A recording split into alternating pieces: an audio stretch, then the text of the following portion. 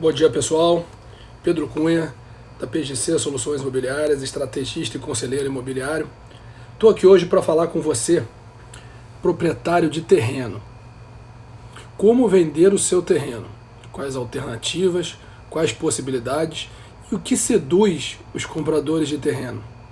Em especial, os compradores que estão buscando empreendimentos residenciais e comerciais, que eu vou falar sobre essas particularidades hoje para você. Bom, se você recebeu de herança, tem um terreno, ou tem uma casa antiga, ou tem um galpão que tem vocação para imóvel residencial e comercial, bom, o teu público-alvo são as construtoras. E dessas construtoras, eu vou te falar quais são as formas de negociação que essas construtoras praticam, porque elas só compram os terrenos de acordo com o potencial que nesse terreno pode ser construído. Então, o valor desse terreno, primeiro pilar fundamental da gente construir o valor de um terreno, é o potencial que é permitido ser construído nele. Esse potencial geralmente é multiplicado pelo tamanho do terreno versus o índice de aproveitamento que a prefeitura dá no seu zoneamento, no seu licenciamento. Bom, e só existem 3 formas de compra desse terreno pelas construtoras. A primeira delas é por dinheiro, caixa, cash. A segunda, por troca de unidades a serem construídas no local, que a gente chama de permuta ou permuta física. E a terceira é uma troca do seu terreno pelo percentual do faturamento à medida que ele vai vendendo e recebendo o dinheiro pela venda das unidades. Bom, a primeira parte, a parte financeira, a parte em dinheiro, as construtoras 99,9%, por justamente valorizarem o terreno de acordo com o potencial que ele tem, ela só consegue te pagar aquilo mediante uma confirmação dessas premissas, que estão na lei. Porém, elas podem ser interpretadas de forma diferente pelo órgão público.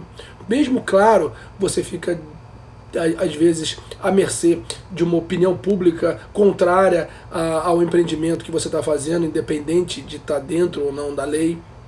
Então, essas premissas, questões ambientais, questões de impacto de trânsito, impacto de vizinhança, tudo isso não é um risco que o incorporador topa correr. O risco que o incorporador topa correr é ele pensar num produto, lançar o produto no mercado e, se o mercado entender que está caro ou barato, absorver o risco comercial e o risco do custo de construção, se não for dentro das premissas que ele imaginou, realmente são riscos que ele gosta de jogar e pode jogar e os seus executivos têm autorização para correr esses riscos. Porém, o risco de aprovação, de comprar um negócio que possa parecer que vale porque o potencial dele é alto, mas não se consegue confirmar a partir de uma aprovação de um projeto, esse risco ele não topa correr. E ele só vai querer te pagar esse valor depois de aprovar o projeto em todas as instâncias governamentais. Então, uma dica para você que está querendo buscar o dinheiro mais breve possível: faça um projeto. Pegue as condições edilícias, contrate um profissional que consegue extrair do seu terreno o potencial máximo para a vocação certa, com eficiência construtiva correta. Também não adianta encher de unidades terrenos com vocação, às vezes, mais econômicas, que a eficiência do projeto pesa na hora de você conseguir equalizar o preço de um terreno. Porque o preço de um terreno nada mais é que a receita total das unidades, o potencial em metros quadrados multiplicado pelo preço por metro quadrado, isso dá a receita total, chamado de VGV, volume geral de vendas, ou valor geral de vendas. E é um percentual dele que se consegue pagar num terreno, desde que o custo de construção também seja equilibrado. Não adianta você construir muito e vender pouco, se for um projeto pouco eficiente. Então, para as camadas mais econômicas, não adianta você colocar um monte de unidades que na hora que você vai colocar a vaga de garagem, você vai ter que construir muitas garagens. Então, às vezes, o número de vagas de garagem, mesmo construindo menos, dá um percentual de eficiência ao projeto que vai remunerar melhor o seu terreno, por incrível que pareça. Bom, então se você quer ver esse dinheiro o quanto antes, faça um projeto piloto, um projeto que a gente chama um projeto boi de piranha, ou um projeto fantoche, que você consiga pelo menos cadastrar e conseguir protocolar dentro da prefeitura para poder tentar garantir condições edilícias. Legal? Então tenta tirar essas objeções da mesa. Se você não tirar essas objeções de aprovação de projeto da mesa, o pagamento do seu terreno vai ser condicionado e geralmente demora de 8 meses a 1 ano e meio, dependendo de terrenos simples, dependendo da prefeitura, de repente até um pouco mais. Bom, vamos agora para o segundo tipo. O segundo tipo é a permuta física, que grandes investidores de imóveis compram um terreno para permutar com grandes construtoras.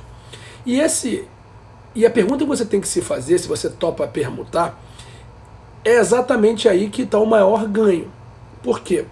Porque o valor que ele poderia te pagar em dinheiro pelo terreno, quando você topa permutar, esse mesmo dinheiro aplicado em tijolo, em construção, ou seja, ele deixa de vender algumas unidades e deixa de comprar o terreno, esse valor aplicado à construção, o valor de venda das unidades, ele é somado ao lucro que o incorporador tem.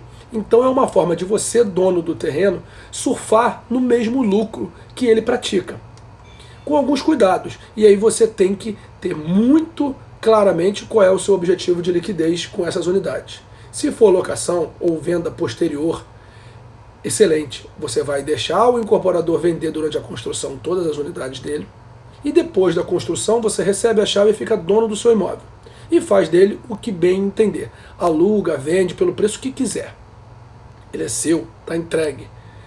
Agora, se você pretende dar liquidez dele durante a construção, enquanto a gestão de vendas, enquanto existe o risco comercial do prédio, está lá, saiba que tem algumas regras. Você não pode prejudicar uma estratégia comercial de um incorporador, você querendo dar uma liquidez maior nas suas unidades. Então, você não pode promover uma concorrência predatória. E uma outra coisa, você também não pode querer usufruir de um esforço de vendas e de um recurso que ele coloca, às vezes até fundo perdido, percentualmente, uma verba de marketing que serve para colocar stand de venda, treinamento de corretores, apartamentos modelos, book de venda, treinamento, mídia, todo esse esforço de colocar clientes dentro do stand de venda. Se você for usufruir disso, desse esforço todo, você tem que remunerar esse construtor de alguma forma. Você pode até combinar com ele que ele pode gastar o marketing da verba como um custo fixo, porque ele vai ter que fazer, e você pode reembolsá-lo percentualmente num pedaço do seu apartamento vendido, usufruindo disso. Porque depois de pronto, você não vai ter mais stand de venda para usufruir, você não vai ter mais ar-condicionado pago, não vai ter mais book, não vai ter mais campanha, não vai ter mais anúncio, não vai ter mais uma série de investimentos que o incorporador faz para vender as unidades dele. E imagina se ele faz um lançamento com esse investimento todo, ele tem um prédio de 100 unidades, ele dá 10 para você e 90 para ele, e você, na hora do lançamento, você vende 8, ele vende 2 e você usufruiu desse desembolso todo dele. Não é justo, né? Então, isso tem que ser muito bem combinado. E uma outra coisa que tem que ser muito bem combinada é a regra de liquidez. Muitas vezes o incorporador parte vendendo antes, os corretores preferem vender o dos construtores por uma série de questões, segurança, garantia, análise de crédito, e enquanto o permutante talvez possa ter menos estrutura para poder dar atendimento a esses clientes. Bom, isso é uma regra que você tem que decidir na largada, depois não adianta chorar. Legal? Bacana? Vamos para o terceiro. O terceiro é a permuta financeira. Nada mais é do que um percentual financeiro daquilo que ele recebe. Então, se ele vendeu parcelado em 100 vezes, você vai receber 1%, uns centavos de cada parcela daquela que ele receber, e você tem um percentual desse faturamento, que pode ser bruto ou líquido, descontando de impostos e também da taxa de marketing e comissão. Bom, esses são os cuidados que você precisa ter. Um grande abraço, Pedro Cunha, estrategista e conselheiro imobiliário. Mais uma dica para você, dono de terreno. Grande abraço.